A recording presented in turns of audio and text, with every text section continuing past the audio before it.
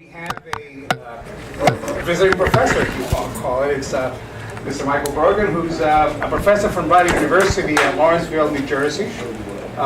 He's actually doing a study on energy and how the grassroots have actually gotten around and how this grassroots movement is coming about. He's studying it, and what he's done, he's gone to several town meetings across not only this state but also New Jersey. And he's developed a survey that he plans to later on quantify and hopefully give us a better idea of how this group is going to do it pretty much on all types of energy, but right now he's concentrating on this. So if you guys would like, we do have several copies of this, if you wouldn't mind filling it out, for him. You have more? What do you have here? Oh, you got it? I'm here. Would anybody want one? Yeah. And I'll share results shortly. There's no self-identifying information on here. You can give me an email if you want. But generally, it's how you got here, who you talked to, and any other comments you have for me, or any questions. Don't want to free boil. No, I do not work for the gas company. I do not. I came up here. Thanks. What was the university? Rider University. So you want to see here, I wrote the top as well. If you and If you want to take a couple of minutes, let's just check later. if you don't, yeah, exactly. So for any of the lines there, 'cause you guys have a couple different lines you're working on. I can't see it. Do you want me to read it to you? No, I'm just. Okay, sure. I'm sorry. He My doesn't have problem his vision. glasses. No worries. The Research Committee for Gas Drilling Awareness Coalition, and I got a real short presentation about FERC. It's called FERC and You. What's FERC? FERC is the Federal Energy Regulatory Commission. It's an independent agency of the federal government, which means it does not receive any federal funding. It receives its funding from the industry that it regulates, which is natural gas, oil, electric.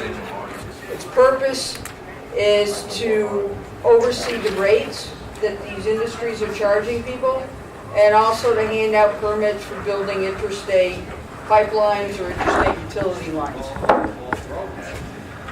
So let me say that again.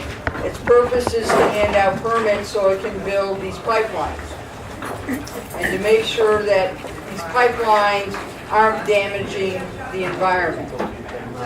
Okay?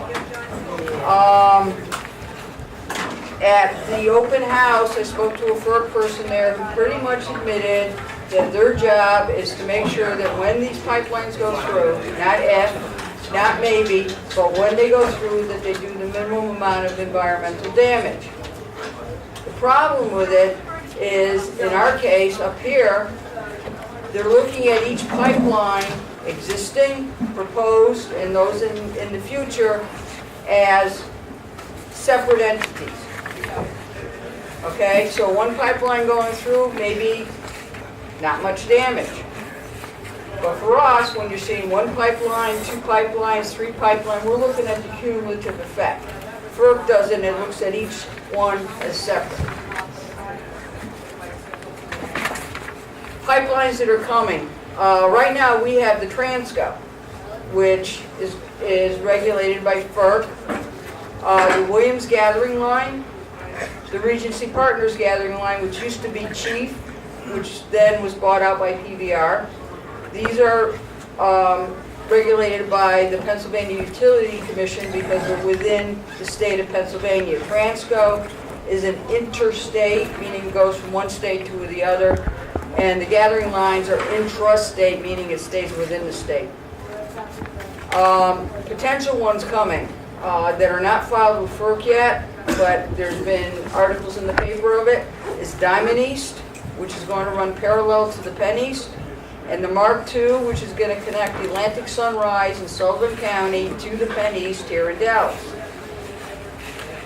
Right now, going through FERC in the pre-file stage, which is before they make their official application, is the Atlantic Sunrise, which is going to go down to the Gulf of Mexico and also scoot over to Cove Point in Maryland for exporting.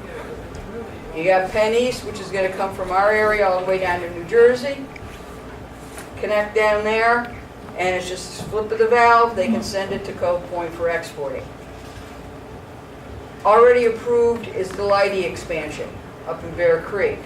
And that's basically one big looping line that connects from one point of the Transco, loops around, and connects to another point of the Transco, which is just going to be used for storage.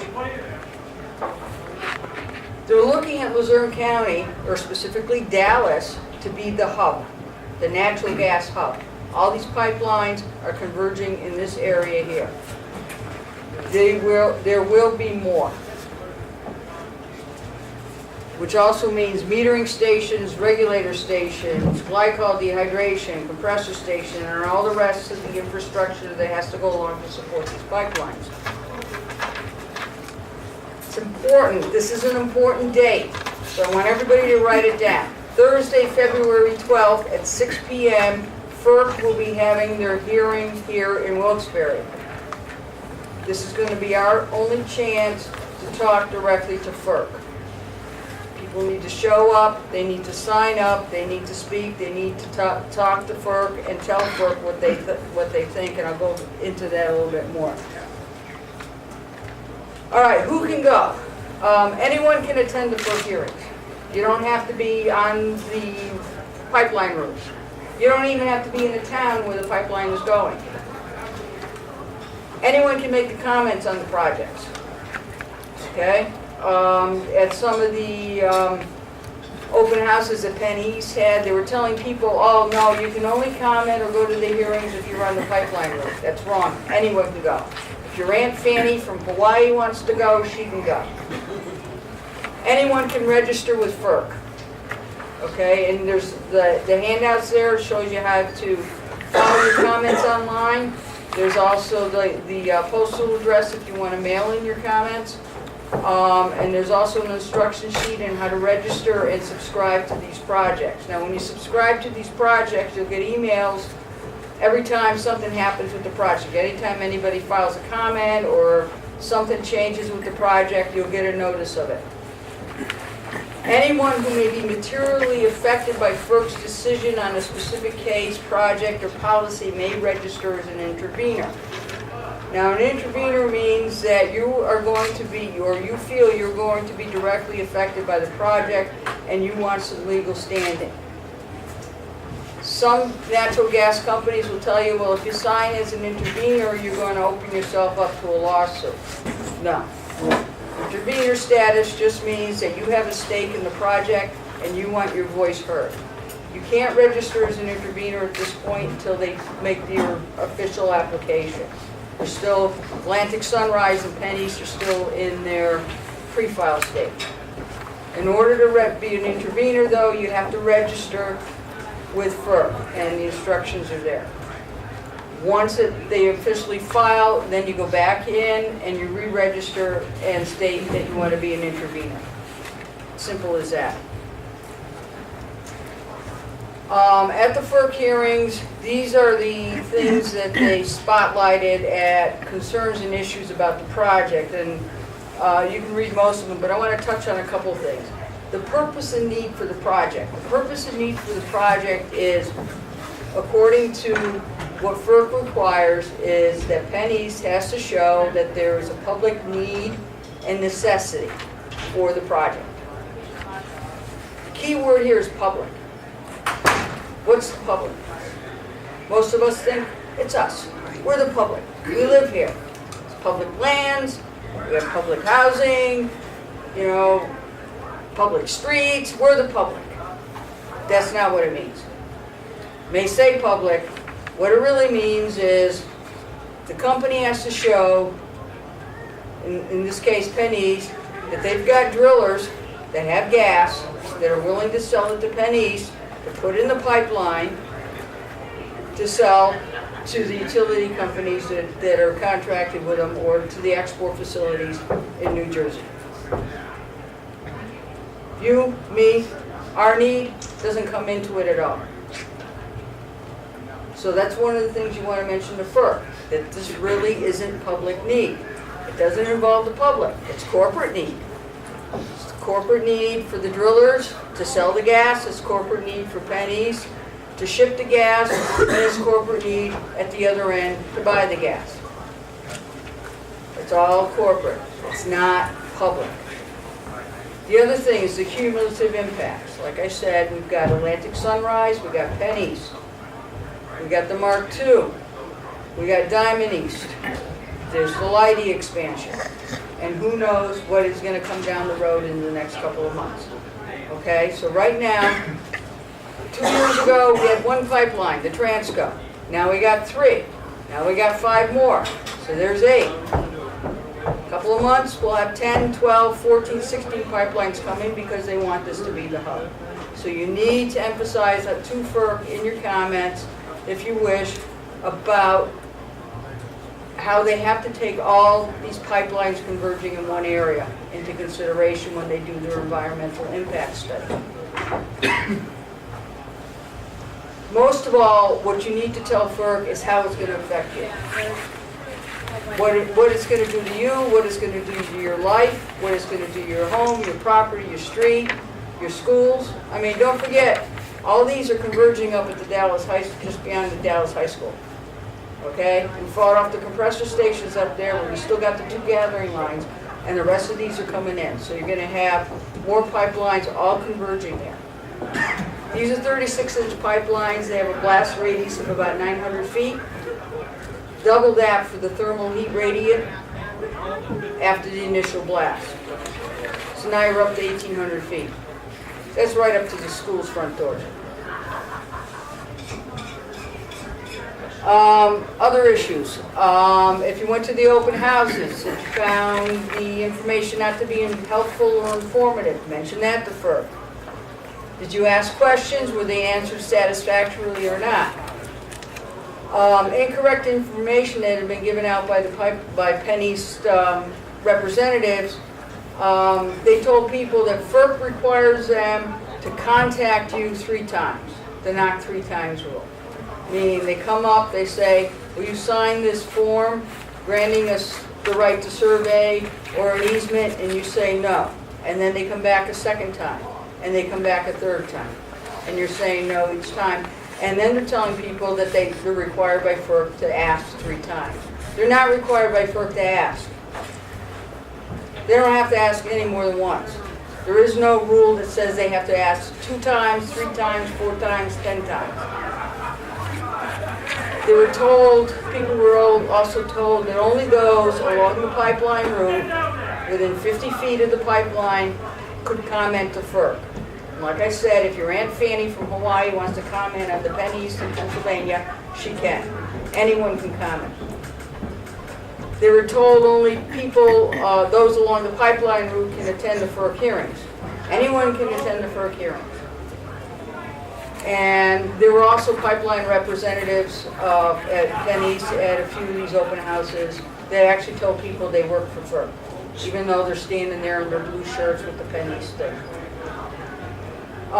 There are surveys taking place where people have not given permission or have rescinded permission. You need to mention that to FERC, that you did not give permission or you rescinded permission and they still surveyed your property. There's a lot of threats of eminent domain. They're telling you, if you don't let us survey, we're going to take your property and do it anyway. If you don't sign the easement, we're going to take your property and do it anyways. Eminent domain, when it gets to that point, that's another 6, 7, 8, 10, 12 months down the road before they can even think of doing eminent domain. And hopefully we're going to stop them long before they get to that point. And we'll probably have some meetings on what the eminent domain and stuff means. But for right now, you don't have to worry about it. They can't do it at this point. They haven't made official application to FERC. And they still have a lot of hoops to jump through with FERC before they get to that point. Okay, like I mentioned, there's instructions, there's handouts there. You can submit a comment online as Instructions are there. At the bottom of the sheet is also their postal address where you can mail them your comments. If you plan on being an intervener at any point, you must register with FERC now. If you think you may want to be an intervener, register. It does not commit you to being an intervener. But even if you have this, you know, it's far off possibility, maybe 100 to 1 shot, register with FERC anyways. That way it keeps the door open, because once the official application and stuff is made, you can't register with them anymore. Everything's closed. So you need to do that now. If you want to keep updates on the project, you have to subscribe, and in order to subscribe, you have to register. Okay, and the instructions are there. It's pretty easy. You know, it shouldn't take long to do it. But please, please, get your comments into FERC, whether it's through the postal mail or online. They need to have your comments on it. We need them on Atlantic Sunrise, because they haven't officially filed for that yet, and we need them on pennies. If I mailed or commented online, do I need to attend the FERC hearings? Yes. Everybody needs to be there. We need to have loud voices. We need to have people saying how this project is going to affect them, what their concerns are, what misinformation they may be getting from Penny's representatives. FERC needs to hear it. It's your opportunity to voice your concerns. You're going to have, you may have additional concerns once you've submitted your comments online or mailed them in, okay? You can comment on this as many times as you want. At the hearings, it's a large audience, okay? You're gonna have the FERC representatives there, you're gonna have the pipeline representatives there, in this case Penn East. Town and county officials may be there, so they'll be hearing what you're saying. The media will be there, they'll be hearing what you're saying. Your family, your friends, your neighbors, and everybody else are going to hear what you have to say. And just remember, silence is consent. If you say something, they're going to assume you agree with it. Okay? So you have to go and speak out. That is important. All right, what to expect at the FERC hearing?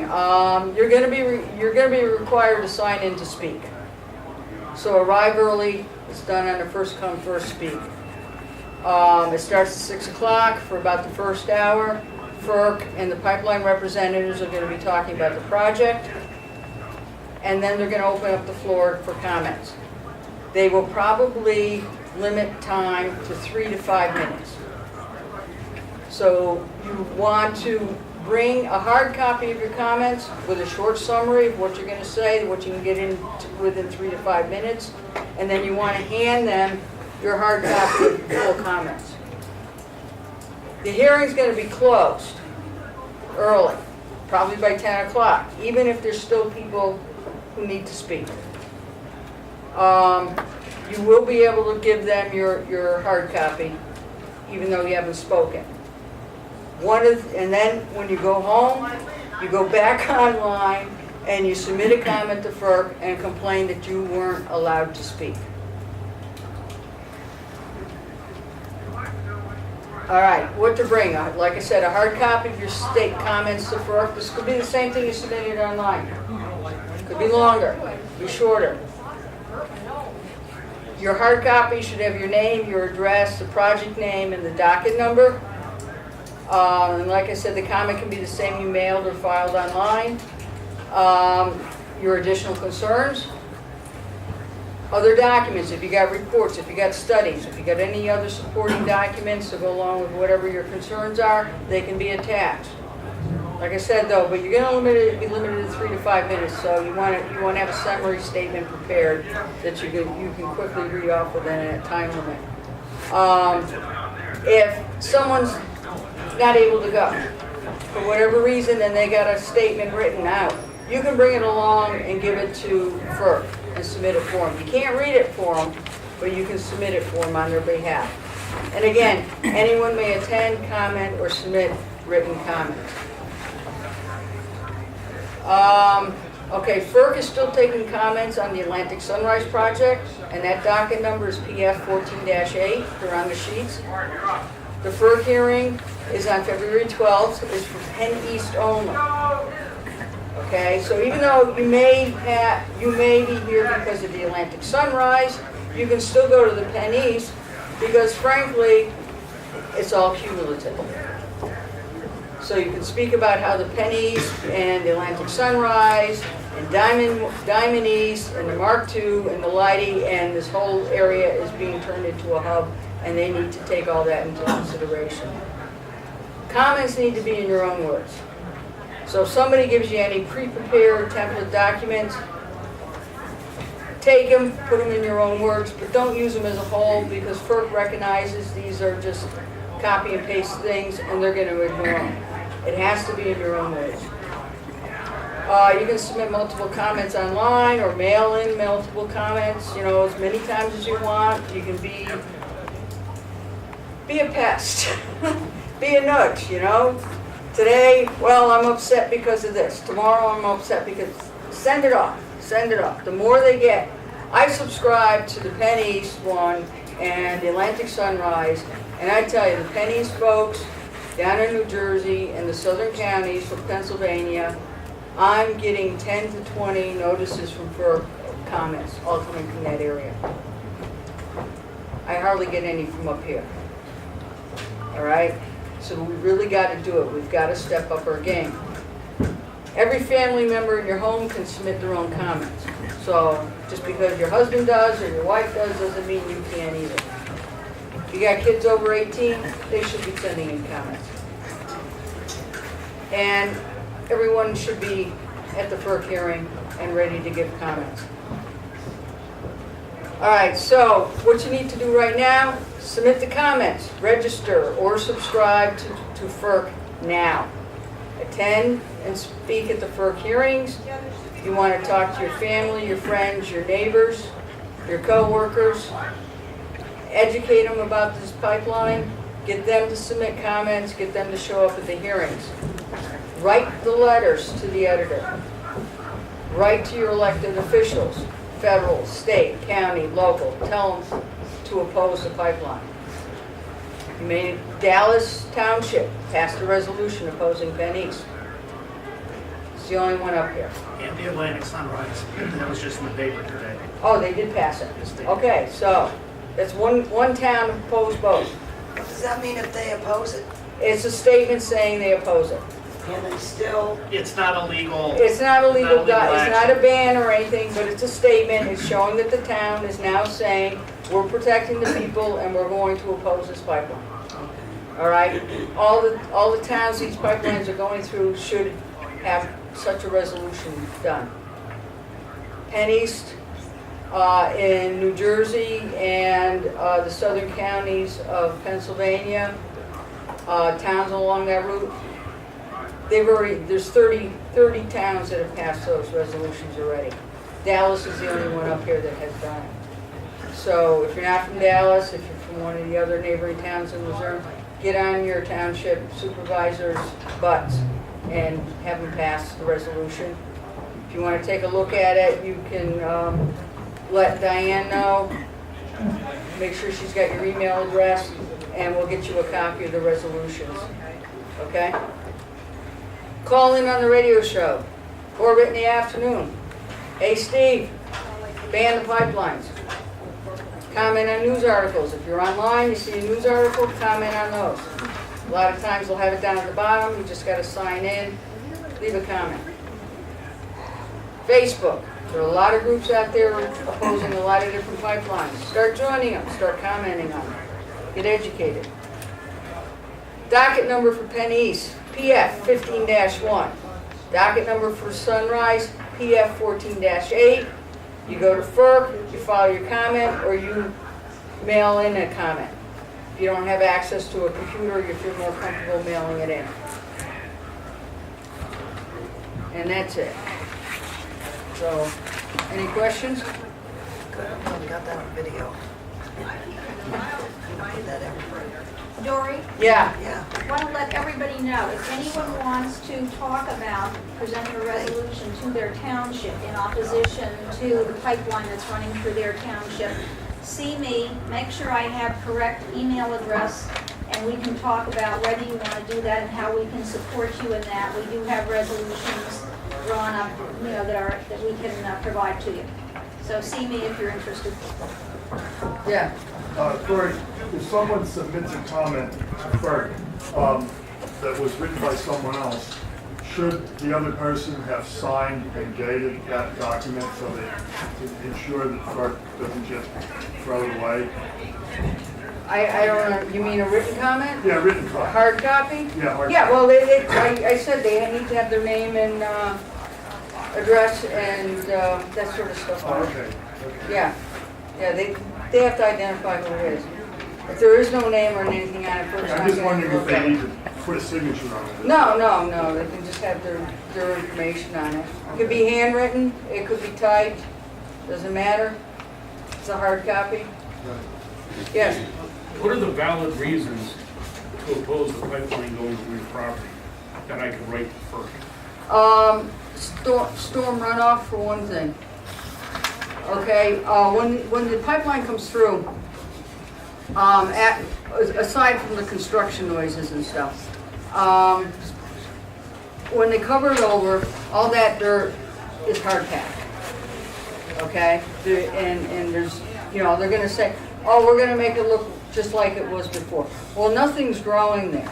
It's hard packed dirt, almost like concrete. So when you're gonna get a storm, good rainstorm or a heavy snow melt, you're gonna have that water running off. And I know there were some issues with the gathering lines where all of a sudden people are getting water in the basement coming from the runoff over the pipelines. The other reason is, I don't know how close it's gonna be to your house, but if you're talking a 36-inch pipeline, if that pipeline's not at least 2,000 feet from your house, if it goes, you're toast. All right? All pipelines leak. They leak at the joints, they leak at the valves, they leak at any connection. And that is the weakest point of a pipe. All right, they're gonna show you, oh, it's this thick and, well, fine, it's this thick, but the connections, they're weak.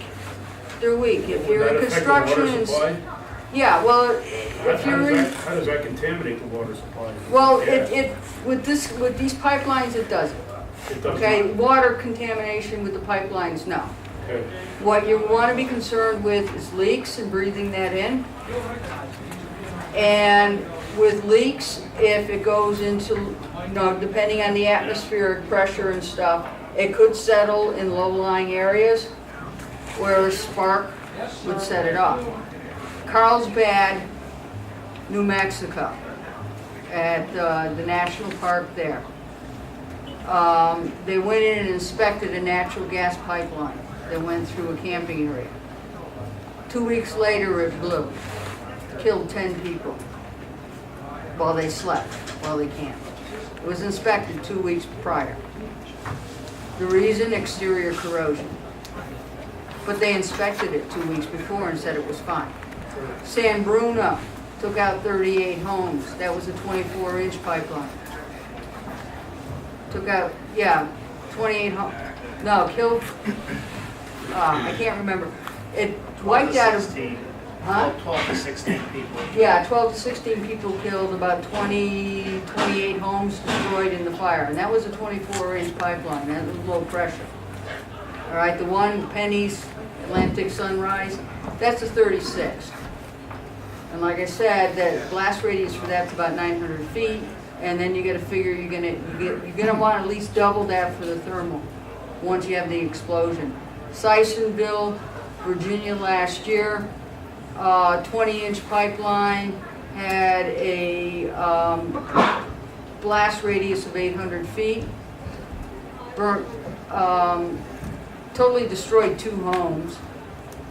Burnt another one, and it was peeling it was melting the siding off homes several thousand feet away, as well as melting the asphalt along the highway. So this is not something you want near your property. A woman down in New Yeah, but Jersey was if you opposed. say, no, I don't want it on my property, how do I stop them from doing that? Just say, I don't You want it on my go to property. FERC, you fight with us. You go to FERC, you make your comments. We gotta battle it. This is the only way to do it. You don't sign the agreements, you don't sign the agreement to allow them to survey, and you don't sign an easement. You sign the easement, you're gonna get a one-time payment, and that's it. All right? And you're gonna be stuck with that pipeline in your yard forever, which is going to eventually lower your property values, because people don't want to live next to natural gas pipelines. Dory, can I, just for a second, we have a video online. We did a pipeline panel discussion here about 2 months ago, and we brought a lawyer and a real estate appraiser in.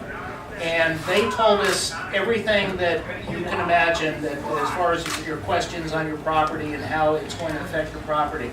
It's called Pipeline Panel Discussion. And if you type in after that Gas Drilling Awareness Coalition on YouTube, and you'll see it on YouTube. And it's also on our GDAcoalition.org website, our Gas Drilling Awareness website. And also what that website has is maps you can download that are poster size of the proposed pipelines and existing ones, so that you can see proximity to where you are affected. Also, Dory's documents about how to do applications to register with FERC, and all the videos that Scott related also about the subject.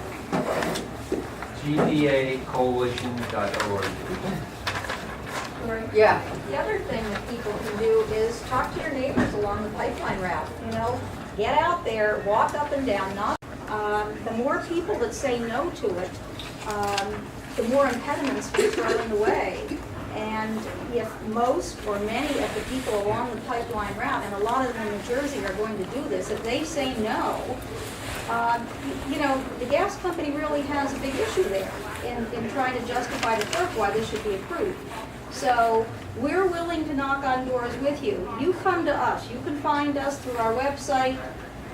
Contact us if you need help, and we will help you. We'll come out and we'll canvass with you. But you need to do some footwork. Get your neighbors together. Get groups of people together.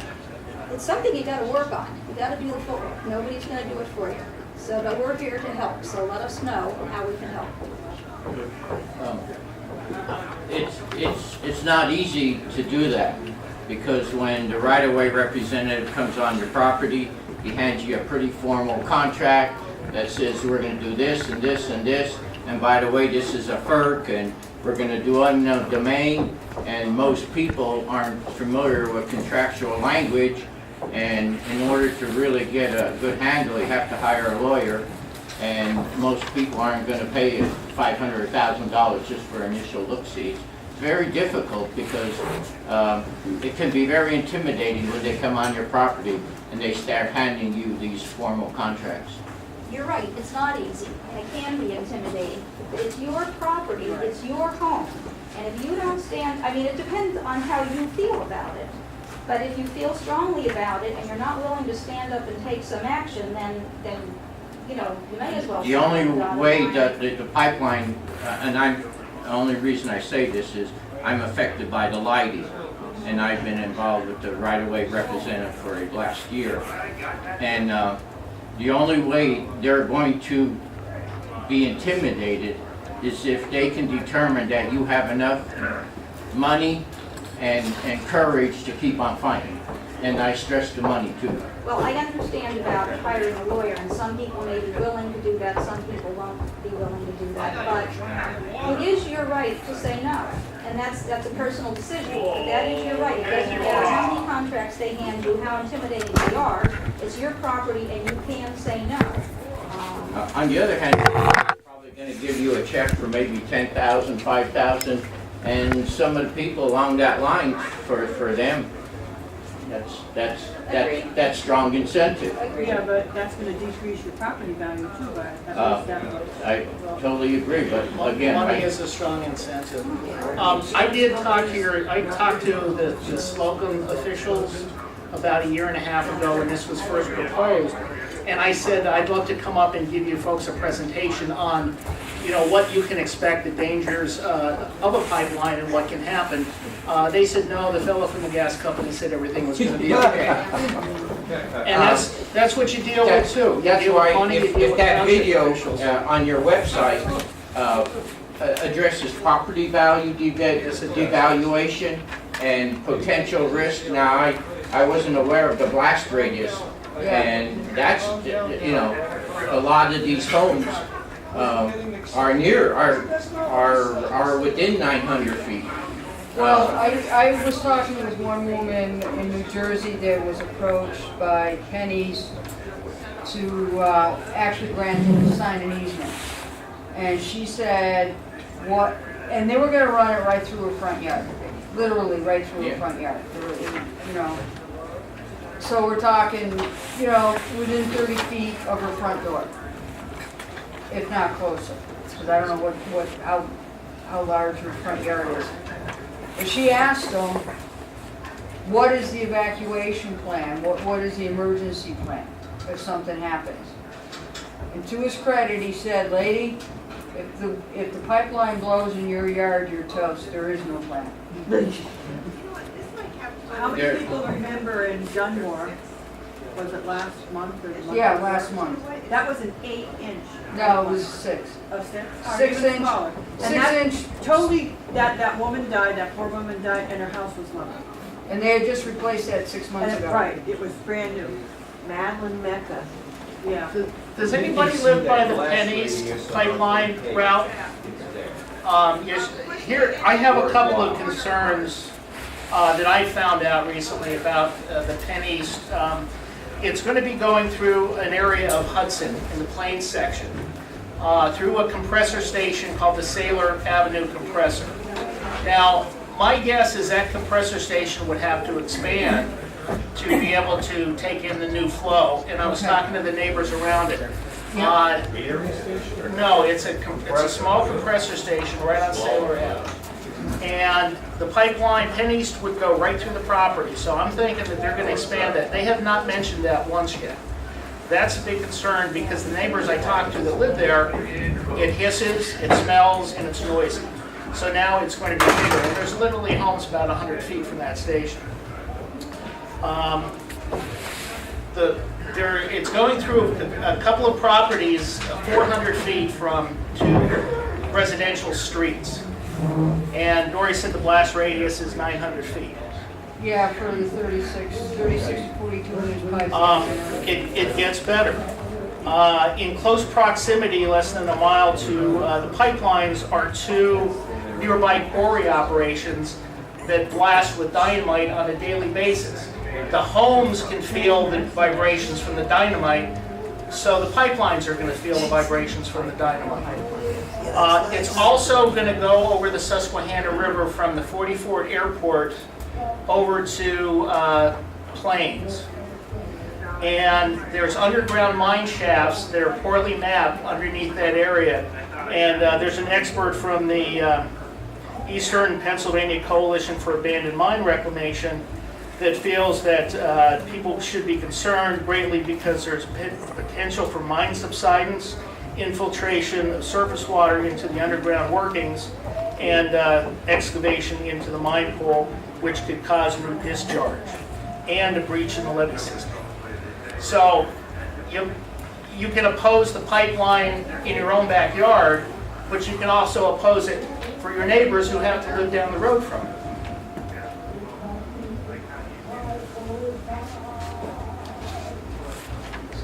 Do you want to talk about canvassing and what other things people can do? Well, if anyone wants to talk to me about canvassing, see me, and we can sit down and talk about it. I mean, that to me is a place where people can be effective. And if you don't try, you'll never know if it might have worked. You know, these are our homes, these are our neighborhoods, these are our schools, and right now we have about 8,500 unconventional gas wells in Pennsylvania. At full build-out, it's anticipated that there will be at least 60,000 unconventional gas wells in Pennsylvania. How many more pipelines are going to be needed to service those additional wells? And we have the Transco in Luzerne County, and this is where a lot of them have to hook in. And the other thing is that a lot of the gas that's coming out of Pennsylvania is going to be shipped overseas and sold to the highest bidder. It's not going to take care of American energy independence for decades to come. It's going to be pumped out of the ground as fast as they can and sold overseas as fast as they can because they want the profits now. They don't want them in 10 years or 15 years or 20 years. So, you know, it's up to everybody here. The Gas Drilling Awareness Coalition has been operating for 5 years. We fought compressor stations that were going to be put near the Dallas High School. We fought a wastewater treatment plant that was going to be built in Lehman. We fought a wastewater disposal plant that was going to be in Hanover Township. I'm sure we've done other things along the way that I'm not thinking of. West Wyoming was what I said. West Wyoming. So, the compressor station. So, we feel very strongly about this. We're trying to protect our homes, our communities, and we're trying to protect the area for our children and our grandchildren. If you feel the same way, we're willing to help. But you've got to chip in, you've got to roll up your sleeves, and if you're willing to do that, we can break down into a small group now, unless anyone has any other questions, and get to work. So if anyone has any other questions, please ask. Otherwise, when we disperse, you know, if you want to hang around, and we can sit down and make sure we have each other's contact information and discuss what the next step is. I just have a real simple question. Yeah. If you go to the public hearing that's at the Best Western, Yeah. do you have to pre-register to speak there? No, not if, no, you don't have to register or anything online to go to the hearing. You just show up the hearing, and if you're going to speak, they'll have, you have to sign in there on their list to speak and give your comments. But people should be still sending in comments either online or through the regular mail to FERC on both the Atlantic Sunrise. You know, basically, if you're on the Atlantic Sunrise route, you should also be sending it into the Penn East and vice versa, because these are all connected. This is one big massive build-out. They're all connected. It's connected with the Transco. It's connected to each other. So, you know, that's one of the points that you have to make. You know, you may be affected only by the Atlantic Sunrise, but the Penn East is part. At one point, it's connected. Okay, this area here, especially Dallas, they want to turn it into one big gas hub. And these aren't going to be the only pipelines coming through. If we don't stop these, we're going to have more and more and more and more. Because they want to get the gas to the Gulf of Mexico. They want to get the gas to the export facilities that are either under proposal with FERC now or going to be under construction along the East Coast. If you look at these pipeline routes, that's where they're ending. They're ending in the Gulf of Mexico. They're ending on the East Coast. And they'll tell you, it's, hey, it's for the people, it's your homes and stuff, but call UGI, ask them how much gas is going to come down your street from the Atlantic Sunrise or from the Penn East. None. It's not here. It's not staying here. It's going to New Jersey. And they're saying they're going to be servicing 70,000 or some crazy figure like that number of customers. Well, yeah, they are, because it's going to a power plant, a new power plant that's being built down there because the old one's being decommissioned. So they're taking their 70,000 or 700,000 customers from the old plant and putting it in the new one. So there's not going to be really any new customers. They're just switching over to a new plant that they're servicing and claiming that they're going to have all those new customers, but it's not. And the interesting thing is, you can see what they have planned by the business plan that they have, that you can see online, and the people that they've signed up as committed customers to know where this stuff is going. And it's not Just stress your point, the lighting line is going to connect two existing interstate lines Yeah, because they want to put the valve station on. yeah, And it's two existing interstates that they want to connect. yeah. Yeah, that's the other thing with the Atlantic Sunrise, they want to make it bi-directional, meaning that they're gonna send it south in the summer, so the people down there can run their air conditioners supposedly. And then they can flip a switch and have it go north for the winter season up here. But going bi-directional is very dangerous. I'm still reading up on it, but what I've read so far, it's not a good idea to make a pipeline bi-directional because it is even more dangerous than going in one direction. Yeah, and as far as the Atlantic Sunrise goes, the CEO of Williams Partner, which is the one building pipeline, said in January of last year, when they gave we said it in April, commenting on the first quarter financial statements, that he is excited about the Atlantic Sunrise because it will provide a supply to the Sabine Pass, which is in the Gulf of Mexico, which is an export facility, and to the one in Cove Point, Maryland, which they're building now, which is also an export facility. So Atlantic Sunrise is headed for exports. It's not headed for people's homes. Penn East, if you look where it ends, the Transco is right there where it ends. The Transco goes down to Cove Point, Maryland.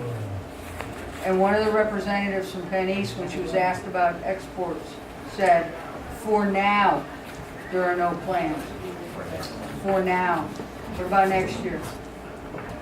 What about once they get the pipeline built? Isn't it China getting a lot of it? It's going to China, going to Japan, it's going to Europe, going to Korea, India. In fact, if you look at I think it's the 2013 annual report for Cabot Oil and Gas, it's really in Susquehanna County. They signed a 20-year contract to export 2.3, I think it's 2.3 or 2.5 trillion cubic feet of natural gas, and it's all going to Japan. So those of us that live in northeastern Pennsylvania will be affected by the air quality, the consumptive use of water, the effect on our aquifers, and the natural gas is going to go to service the Japanese. Destroyed this place once before, look at history. Not about making it So the important thing is, get your comments into FERC, show up at the FERC hearing, and get ready to speak. I mean, we got to pack that hall.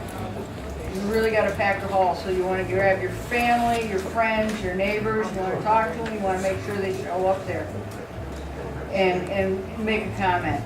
And submit written comments and mail comments and comment online, because that's the only way.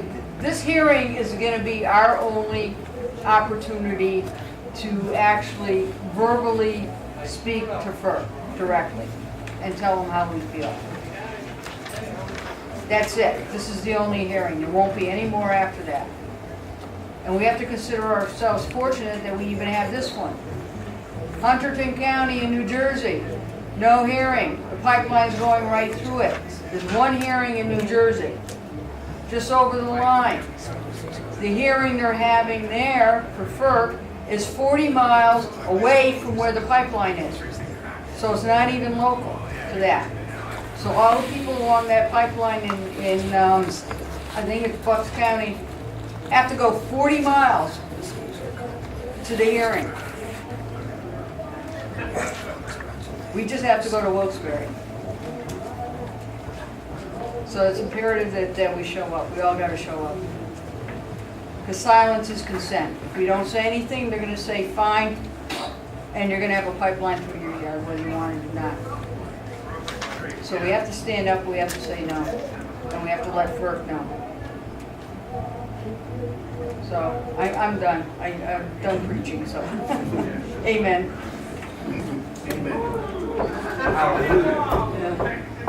Thank you, Dory. Yeah.